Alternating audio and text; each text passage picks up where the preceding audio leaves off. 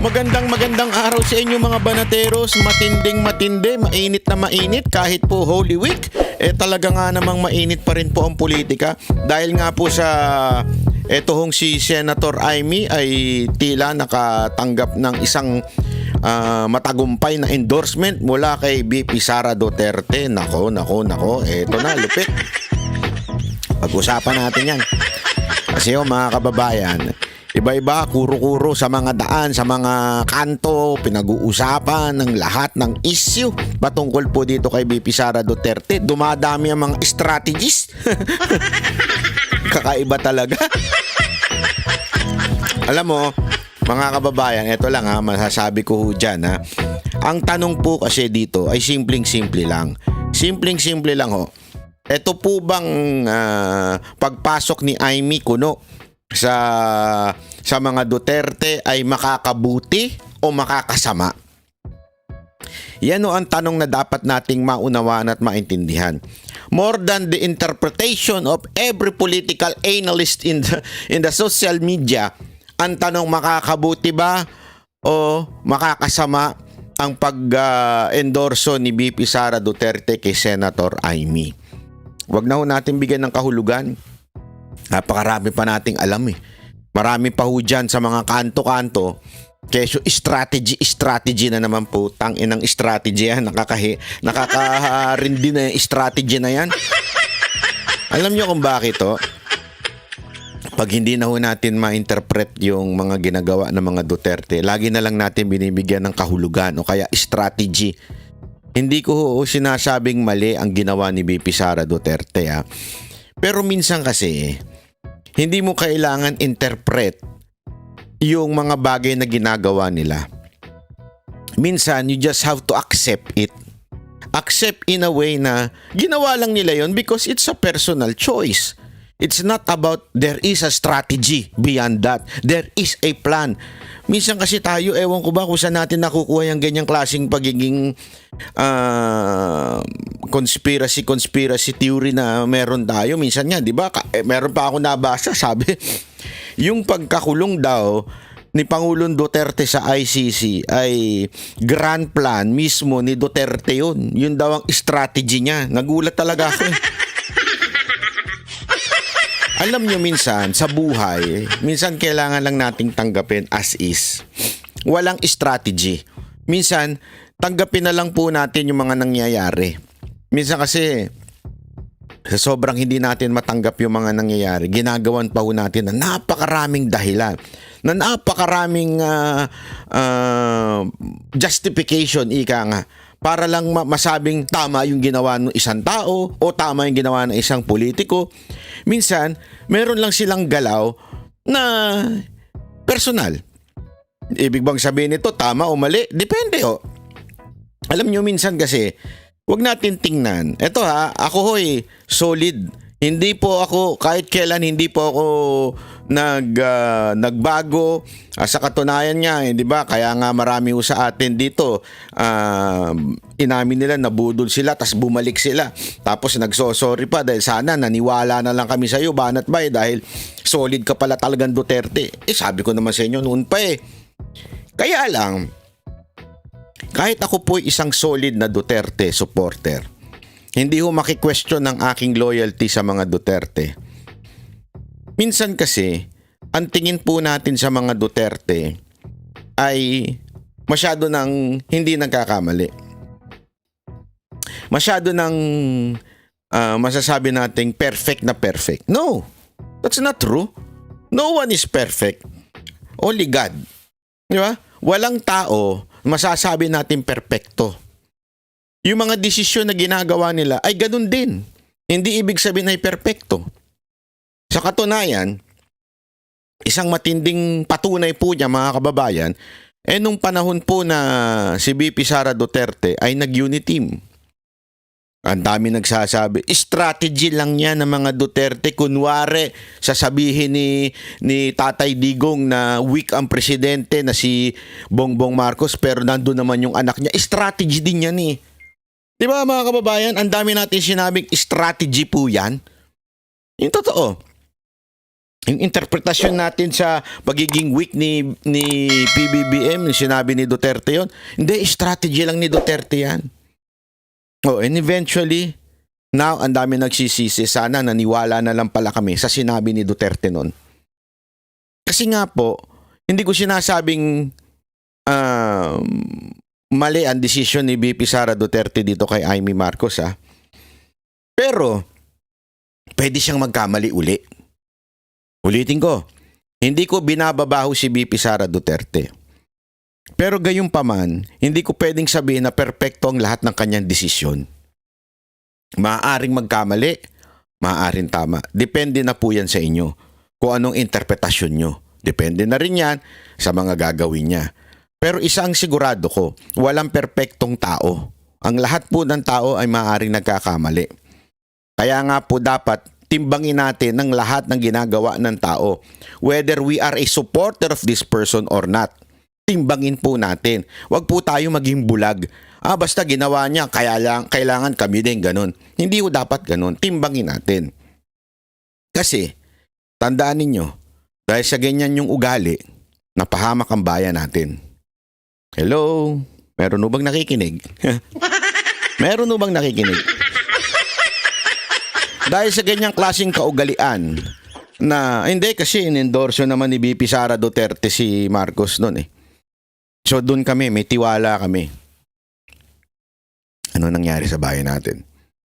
Sana nga kung kayo lang mga nagtiwala ang tinamaan ng lintik na gobyernong to eh. Hindi. Masakit ho. Real talk ho tayo ha. Masakit ho ito mga sasabihin ko ngayon.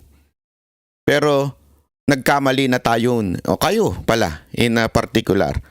Noon sa pagtiwala ni VP Sara Duterte kay Bongbong Marcos. Nagkamali na tayo nun. Nagkamali na kayo pala. Sorry, hindi pala ako kasama dun. Hindi ko ito dinidiin para to rub it in o para sabihin lang hindi, tama kami, perfecto kami kayo, hindi. Hindi ang punto ko, hindi yun. Ang punto ko lang, matuto na tayo.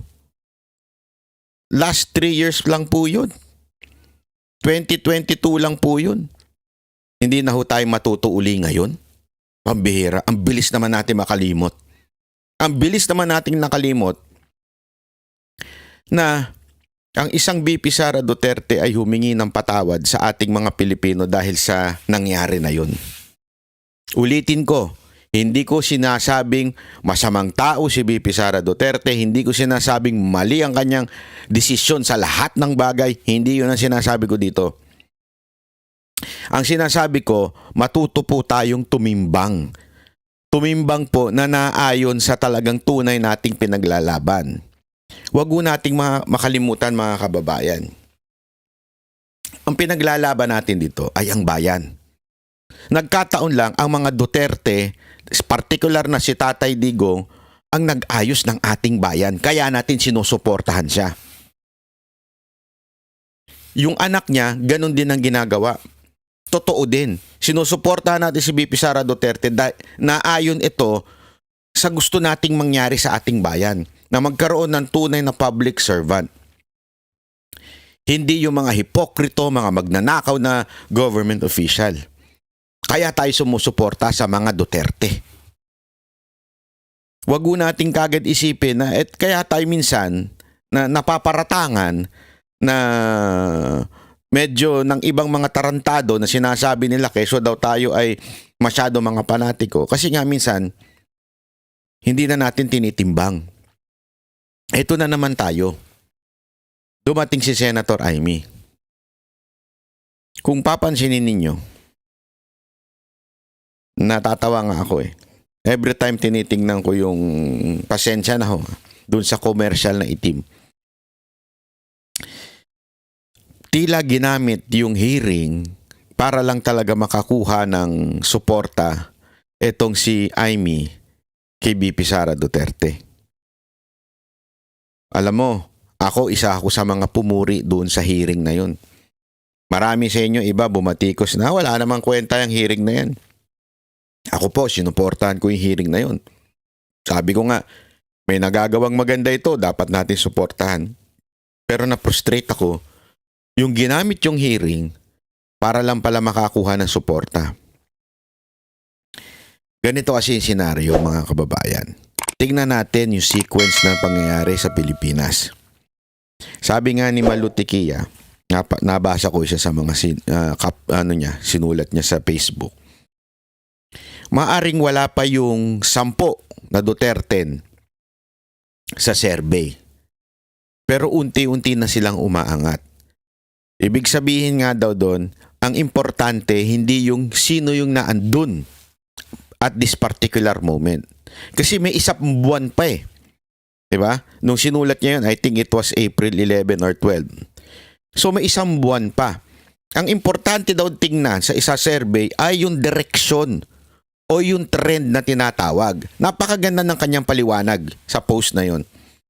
Yung trend daw nung survey. And the trend is saying na yung Duterte umaakyat unti-unti. Ang problema ito. Habang umaakyat yung Duterte unti-unti, bumabagsak po yung alyansa. At kasama doon, si Senator Aimee bumabagsak. Yun ang senaryo eh. Bago nangyari itong endorsement na ito. Sa madaling salita, nung nagsimula ng bumatikos ng hearing bla bla bla si Senator Aimee, pabagsak ko. Pawala na siya, tuluyan. Painodoro na po papunta siya sa survey. Kailangan niyang salbahin ang sarili niya. Paano niya ginawa yun? Unang-una niyang gagawin para masalba niya ang sarili niya sa bangkang palubog na ay tumalon. Tandaan ninyo, ganun o ang taong may survival na instinct, ika nga. Pag palubog na yung barko, tatalong ka na. Palubog na yung alyansa, tumalo na siya. Tapos, kailangan siyang kumapit doon sa mga umaangat, doon sa mga nakakuha ng salbabida. Yun ang ginawa ni Senator Aimee. Palubog na sa survey, bumabagsak na siya, pa-exit na siya ng pa-exit, bago pa nangyari itong lahat na ito eh. Hanggang naisipan niya, kasi wala na siyang choice.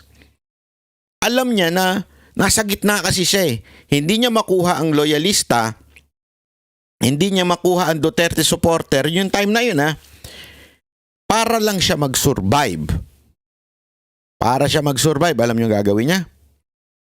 The only chance is kumapit uli siya kay BP Sara Duterte. That's the only chance para manalo pa siya. Kaya isang malaking katarantaduhan yung sinasabi niyang paulit-ulit na nakalimutan ko na nga mga kampanya. No. Sa tingin ko, binubudol na naman tayo mga Pilipino. Na ang dahilan ng kanyang pagkapit kay BP Sara Duterte kasi dumulubog na talaga siya kasama ng alyansa. The only chance ay yung umaangat. How do I say this? Paano ko to nasabi? Tandaan nyo, may mga survey na lumabas na si BP Sara Duterte umaakyat, si Bongbong Marcos bumababa. Sa katunayan, ngayong araw na ito, mayroong survey na umaangat si BP Sara Duterte at talagang palaglag ng palaglag. Si Escudero, si Marcos, palaglag ng palaglag. Sa madaling salita mga kababayan, simpleng-simple lang. Huwag na tayong paikot-ikot. Eto si BP Sara Duterte, kasama niyang kanyang Duterte, lahat ng ginawa, umaangat na sila. Si Aimee, palubog na. Kasama ng alyansa. So kumapit siya ngayon kay BP Sara Duterte. Not because of the strategy na para may mga Duterte supporter na mapasok sa Senado at hindi ma-impeach si BP Sara Duterte. Bakit ho? Again, the trend is going up and we still have 1 month. Going up na po ang Duterte. Umaangat na sila. Mantakin mo, this is not a joke. For a Jimmy Bondoc to go up, talagang matindi yun. Bakit? First time na kandidato ni Jimmy. For Rodriguez, for Marcoleta to get to start to go up. Matindi po yun. Tandaan ninyo. Merong sinasabi sa taong bayan. That the trend is going up. As a matter of fact, VP Sara said that dun sa dahig. The trend now is Duterte. Kaya sumabit itong si Senator Amy. Kasi yan na lang ang chance niya. Kasi it's either lumubog na siya ng tuluyan because he is in the middle or pumanig na siya. Saan pa siya papanig? Hindi na siya tanggap ng loyalista, hindi na siya tanggap ni Marcos, hindi na tanggap ni Lisa Marcos. Ang pwede na lang tumanggap sa kanya si VP Sara Duterte. And maybe makapersuade ng iilan to vote for her. Di ba po? And that's what's happening right now. Some of you changes your mind. Di ba?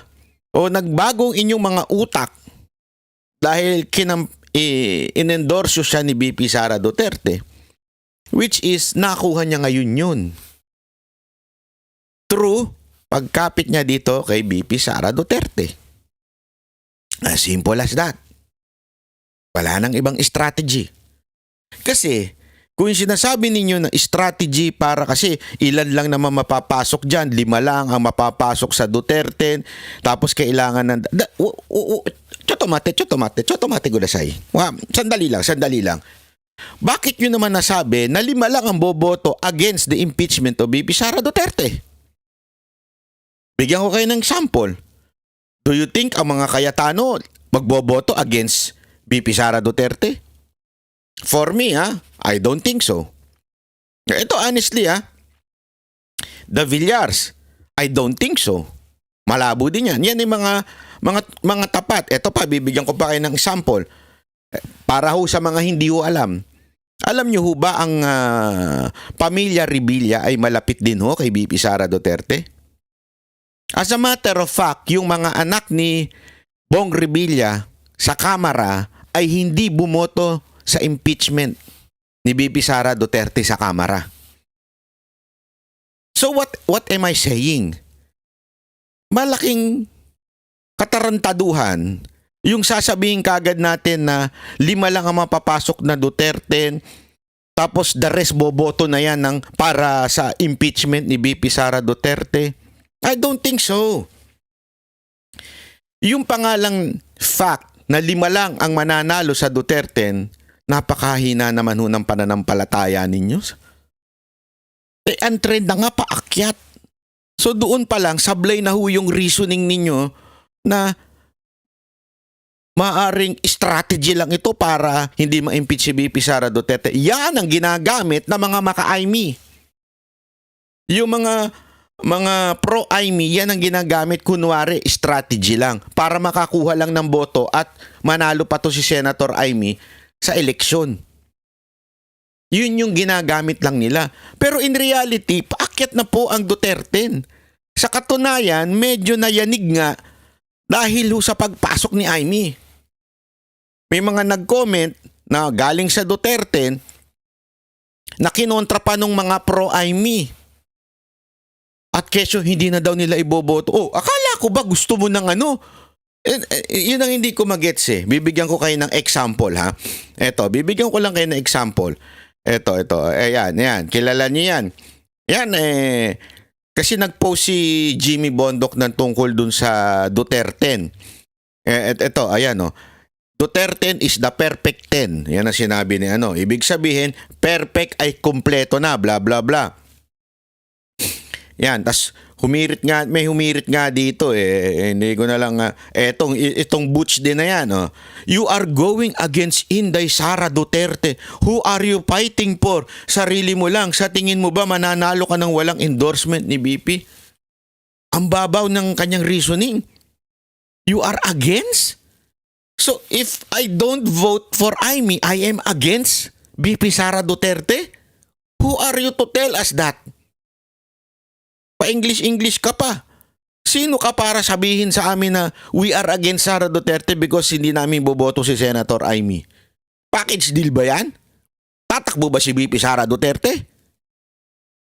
Hindi tama yan. Mali yung klaseng ganyan. Tapos ito ang dahilan nitong mama na to,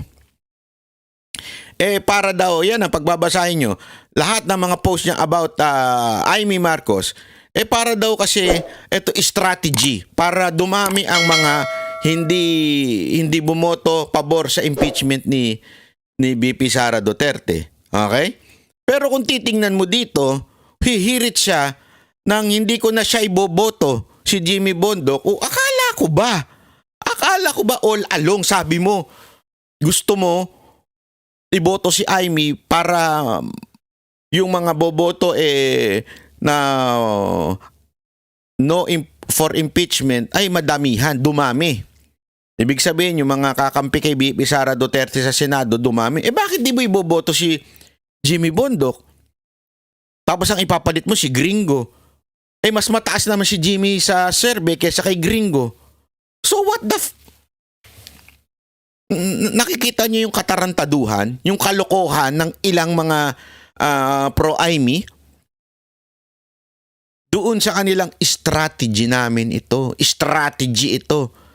Sana nga kung sinabi ni VP Sara Duterte, mga kababayan, intindihin nyo na lang na kaya kailangan kong iboto kaya kailangan ko endorso si Senator Amy ay dahil para madagdagan ng ano. Sana kung ganun wala naman sinabing ganun. At hindi ho talaga magiging strategy yun. Bakit to kanyo? Ito, ipapaliwanag ko sa inyo ha. Bakit sa tingin ko hindi strategy yun? Kasi kesa na nung nawala si Duterte,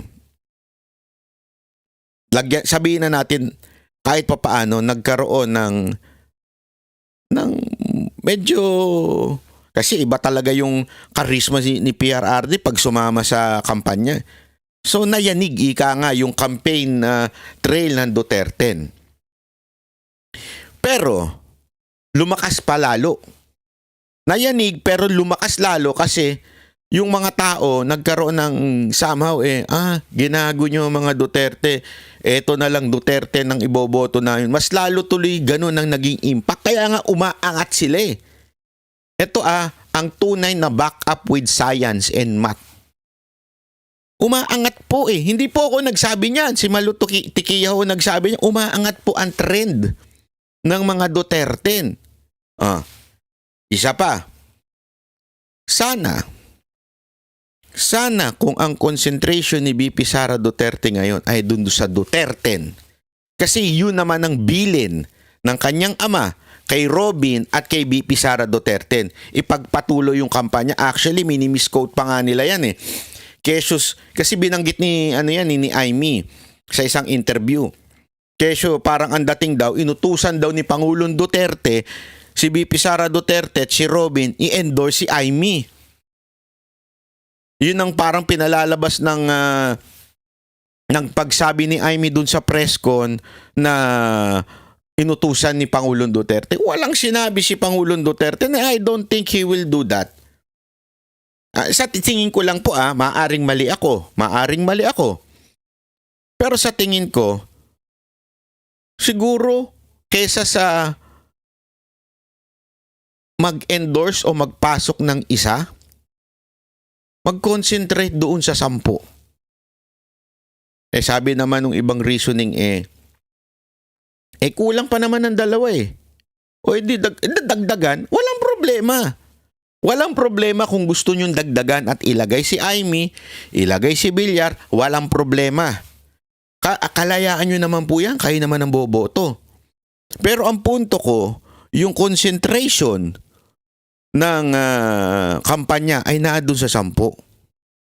Yung 10 talagang ibuhos natin ng todo ang pangangampanya sa kanila. Yun ang ipasok natin kasi nandito na yung momentum At sana ganun din si VP Sara Duterte at si Robin. Dito na. Ito na yung momentum Huwag na tayong lumihis. Kasi gumugulo, lalong nahahati. Kasi ulitin ko, galit ang Duterte supporter kahit saan kayo tumingin na poll. Ako, nagpa-poll din ako Galit ang mga Duterte kay Amy sa entire Marcos. Bakit? Isang dahilan yan, si Amy, plastic. Paulit-ulit niya iniimbestigan yung putang inang hearing dyan sa Senado at sinasabing si Duterte dinukot.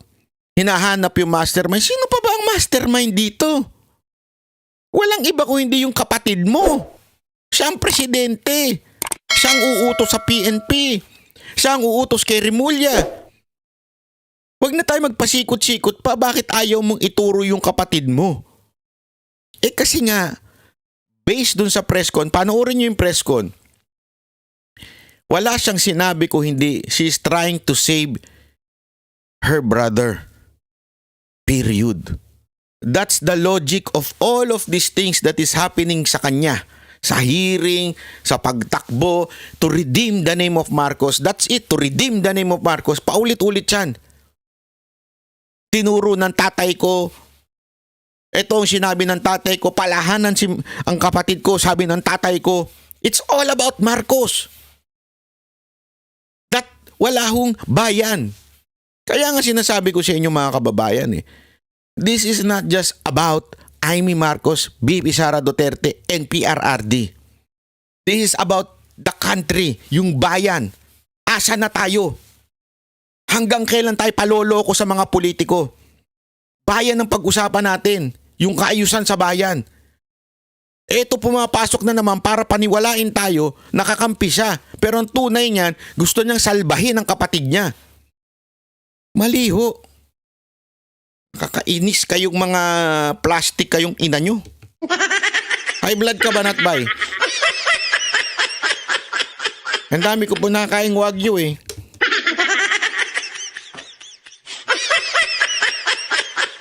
Ngayon po ang katotohanan. Naintindihan na natin. Sana sa akin, kinonsentrate muna natin tong 10. Itinulak natin ang itinulak. Kasi tandaan nyo si Pangulong Duterte, ganyan din Phenomenal si Pangulong Duterte. Don't ever forget that. Hanggang to the last minute, tumapatlop, nagiging third, nagiging second, minsan first. Ganun Ganun ang eleksyon di ba nga, ang daming ang nagsulat ng example. Example is Robin Padilla. Robin Padilla, sa survey, bago siya sa Senate, ang layo niya. Mga panlima siya. Si Tulfo, si Rapi Tulfo, lagi number 1. Pero resulta ng survey, number 1 siya. Again, that survey kasi hindi mo masasabi. Kayo na nga nagsabi. Akala ko ba ganito ang pananaw ninyo? Sinasabi ninyo yung survey na yan ay magic lang. Kasi pag titingnan mo sa ibang mga survey, pasok na pasok yung 10. Yung talagang totoong survey Yung nasa survey ka talaga Pero yung survey na pagmamayari nung isang congressman, laging hindi pasok. Pero hindi mo pa rin maiwasan na umaangat sila. Pero ba't ngayon naniniwala ka na ngayon na wala na hopeless na itong 10? Naniniwala ka na ngayon na hindi kakayanin itong 10? Yun lang sa akin. Sana kinonsentrate kasi ulitin ko, babalik ko yung tanong ko nung una. Eto lang, babalik ko lang yung tanong ko nung una sa inyo. Nakatulong ba? Yan ang tanong Nakatulong po ba yung pagpasok ni Amy sa Duterte? Yung totoo, nakatulong ba? Naging united ba tayo mga Duterte supporter? Para ikampanya yung Duterte 11 o Duterte 12? Nakatulong ba? Hindi. Meron diyang mga katulad nitong taon to, di ba? Kaya siya na nakatulong, hindi niya pa iboboto dahil lang gusto niya si Amy. Nakita niyo ibig sabihin? And may mga taong ganito. Hindi lang ito nag-iisa. May mga tao pang ganyan na gusto nilang ikampanya natin at pumabor tayo kay Amy. Pagka hindi, may inis pa sila. Hindi ito tingnan niyo, papakita ko Meron pa dito sa post niya, ito. Tawa nga ako sa loob-loob ko. Hindi pa ako pinangalanan Ayan Meron isang vlogger minamak yung what actually appears to be strategy ni Inday. Sinabi ba sa'yo strategy ni Inday yan? In the endorsement of Senator Marcos, dapat nang itawag dito sa vlogger na to ay blabber, nagmamarunong masyado. Ako pa yung nagmamarunong? Ikaw nga nagpapaliwanag ng kung ano-ano dyan. Ang dami mong paliwanag tungkol dyan. As in, ang dami mong sinasabi tungkol dito. Ayan Hmm. Sobra mong gina-justify yung pagpasok ni Amy. Oh. Ayan, as in sobra mong inaano yung kay Amy. Ayan ang nakikita ko eh. Yun ang nga sinasabi ko, hindi ko maintindihan eh. Ako nga, simple nga lang yung sinabi ko eh. As in, simple lang yung sinabi ko talaga. Ito tuloy, nag-comment siya. Ito kasi yung pinost ko. Naku po, putang ina, Uy, dumadami grabe. na naman political analyst. Oh. Mantakin mo, strategy daw. Eto na naman tayong mga nagmamagaling eh. Hindi ba pwedeng personal? Ayan, Lagi na lang strategy, may ayan yung shinare ko kasi tong post niya ngayon na kesyo sabi ko hindi mo pa pangalanan. Tingnan nga natin kung sumagot na. Hindi pa, yan.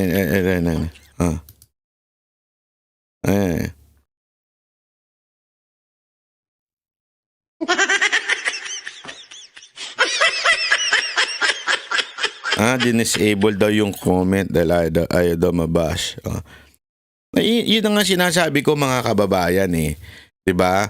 Ang sinasabi ko nga simpleng-simple lang. Simpleng-simple lang. Bakit hindi and, alam mo yun, sana tayong mga Duterte supporter mag-concentrate na tayo dito sa 10. Ipaglaban na po natin itong 10. Alam ko medyo hindi natin maintindihan kung bakit ginawa ni BP Sara Duterte yan. Let's just take it as is. Ika nga. Let's just take it as is na gusto niya si Amy dahil may friendship sila. Actually, paulit-ulit naman sinabi rin ni Amy yung sa press con because of the friendship that they have. Then, okay, no problem. Accept. Ganun lang kasimple. BP Sara Duterte, dahil kaibigan niya si Amy, dahil close sila, in-endorse niya. Walang problema. We still support BP Sara Duterte. Support pa rin tayo. Pero, hindi ibig sabihin, iboto natin si Amy. Pwede naman, we can agree to disagree, ika nga. Pwede namang, okay, in-endorse siya. Pero kami, di namin boboto si Amy kasi hindi namin gusto. Kasi nga, uulitin ko. Balik tayo dun sa, nandun na tayo sa momentum. Plus, hindi lang tayo boboto ng senador, it's because of one reason, which is the impeachment of BP Sara Duterte. Hindi lang po yun ang dahilan kung bakit tayo boboto. Ulitin ko, hindi lang yun ang dahilan. Isa yun. Pero hindi lang yun. Maninilbihan ng 6 na taon ang bawat senador na iboboto natin. Nakasalalay ang bayan natin dyan. So hindi pwede yung, dahil lang gusto natin ito. Kailangan siguraduhin natin na talagang matino ang malalagay dyan. Bakit si Amy? Anong nagawa niya? Wala nga siyang nagawa kung hindi pumutak ng pumutak. Supposedly sana bulungan yung kapatid niya, ayusin niya ituwid niya yung ginagawa ng kalokohan ng kapatid niya. Ginawa niya ba? Ang dahilan niya, hindi daw siya makapasok. Sa Malacanang, hindi daw siya Alam mo, imposible eh. Kahit ako, kababatang kapatid, ako ni Coach Oli, oo, mas bata ako. Kung sakaling tumakbo yan, na congressman, halimbawa, o senador, at may ginawang kapalpakan yan, ako mismo pupunta dun sa opisina, kahit meron pang mga pulis doon, pupuntahan ko siya, hoy, ano tong katarantado ang ginagawa mo at nagsasacrifice itong bayan natin? Gagawin ko po yun. At pag ako tinabig ng mga pulis, tutuktukan ko pa yung mga pulis na yun. Kasi kapatid ako eh, kapamilya ako eh. Hindi pa pwede yung pipigilan ako. So di barilin nyo ako, sige, barilin nyo ako. Binaril sa labas ng opisina ng kapatid. Pwede bang gawin yon? So kung talagang gusto ni Aiming maayos yung kapatid niya, lusubin niya sa Malacanang. Senador siya, kapatid siya, babarilin ba siya ng PSG? Kung alam niya napapahamak na yung bayan sa kapatid niya, kung talagang naniniwala siya, dahil sa katarantaduhan na nangyayari sa Malacanang, pabagsak ng pabagsak, at ang may hawak na solusyon ay ang kapatid mo, ba't di mo puntahan? Babarilin ka ng PSG? Hindi ka ba pasukin dyan? Kung magwala ka sa labas dyan, magtawag ka ng media dyan. Imposibleng hindi ka harapin ng mga tao dyan. Pero hindi mo ginagawa. Bakit? Your purpose is not really for the country. Your purpose is to save the ass of your brother. Tapos gusto nating iboto? What the? Hindi, yun lang sa akin ha. Again, wala akong problema kung yun ang pinili ni BP Sara Duterte. Tulad ng inyo, kunwari, meron akong kaibigan at gusto itong si Senator Amy. Walang problema sa akin yun. It doesn't mean ayoko na sa'yo. Hindi na kita gusto. Cancel ka na. Cancel. Hindi ibig sabihin ganun. Okay lang. Choice mo yan. Gusto mo yan. Wala akong problema dun. Diba? Pero yung putang ina, kakancelin na kita. Hindi ka na kita iboboto kasi ayaw mo kay Amy. Anong kababawan yan? Diba? Anong kababawan yan? Mr. Butch? Hindi. Ayoko na. Akala ko ba ang purpose mo ay para magkaroon ng dagdag na kakampi kay BP Sara Duterte? Ikaw nga mismo hindi mo binoto. Bakit sigurado ka si Gringo boboto against the impeachment ni BP Sara Duterte? Ako sigurado ako kay Jimmy. Kay Atty. Jimmy. Oh. Yun yung mga baluktot na paniniwala na alam mong may karga. Alam mong may karga yung mga ganitong tao. Kasi nga, alam mo, ang ganda na sana lahat ng mga vloggers kinakampanya yung 10, pinupush yung 10. Ngayon, ano nangyari? Na-divide pa. Kung ibobo. Naging usapan tuloy kung ikakampanya si Amy o hindi kakampanya si Amy. May friction nga mismo among, ayoko na lang magsalita pero may nagkwento sa akin . May friction nga among PDP dahil dyan sa pagpasok ni Amy. Huwag na tayo maglokohan. Pati ba naman Pilipino, lolokohin nyo na naman. Nagkakaletse-letse dahil dyan kay Amy. Kaya sana, excuse me po, ang wish ko lang, after this, I will not talk about Amy anymore. This is my last na pag-uusapan to si Amy. Let's concentrate on the 10. Bahala na kayo kung sino yung 12 nyo, ay yung pang 11 at pang 12 nyo. Kanya-kanya tayo . Ako, excuse me, sandali. Ako, bakit ako magbibilyar? Kasi si Bilyar, sigurado ako loyalty niyan. Ipinakita na during during fire, during trial, pinakita na ni Bilyar na sila ay talagang tapat sa mga Duterte. Pangalawa, sa akin ho ito .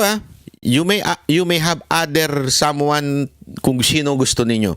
Wala akong problema dyan. But I will concentrate on the 10. I will focus on the 10. Si Busita para sa akin. Bakit to? Talaga naman kailangan natin talaga. Isa sa mga matinding problema natin talaga ang trapiko at ang mga kamote. Hindi lang sa mga kamote rider, pati enforcer. Yan ang talagang nakatutok siya . At ako, yung base sa mga nakita ko sa mga nakikita kong video na lumalabas sa kanya, talagang maayos mag-isip pagdating sa mga war on drugs ni Pangulong Duterte. Sinabi niya nga kung talagang totoong may EJK, bakit yung mga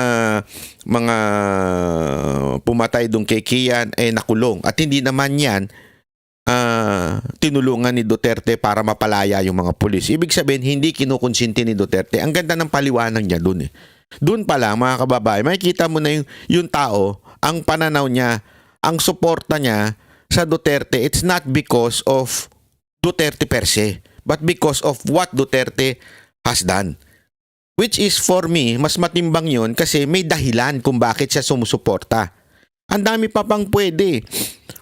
Sabi ko nga sa inyo, mas gugustuhin ko pa yung napunta doon sa apoy kesa sa yung ngayon lang nagsasalita kasi malapit na eleksyon.